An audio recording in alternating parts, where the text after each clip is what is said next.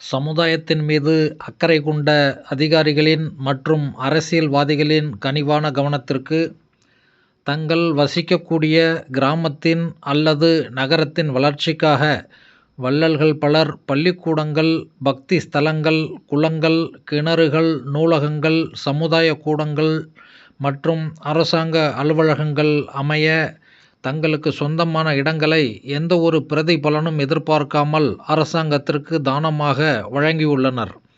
அப்படிப்பட்ட வள்ளல்களை பெருமைப்படுத்தும் வகையிலும், தான தர்மத்தின் பெருமைகளையும் மற்றும் அவ்வள்ளல்களைப் பற்றி அடுத்த தலைமுறையினர் தெரிந்து கொள்வதற்காகவும் அவர்களின் பெயர்கள் கல்வெட்டுகளில் பொறிக்கப்பட்டு சம்பந்தப்பட்ட ஊரின் ஊராட்சி, பேரூராட்சி, நகராட்சி, மாநகராட்சி, வட்டாட்சியர் மற்றும் மாவட்ட ஆட்சியர் அலுவலகங்களில் பொதுமக்களின் பார்வையில் படுமாறு வைக்கப்பட வேண்டும்.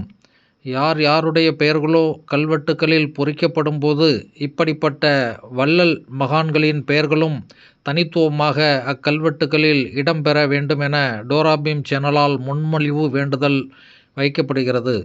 மேலும் இதன் மூலம் நாட்டின் வளர்ச்சிக்கு உதவும் வகையில் பல வள்ளல்கள் ஊருக்கு ஊர் உருவாகுவார்கள் என்றும் தெரிவித்துக் கொள்ளப்படுகிறது.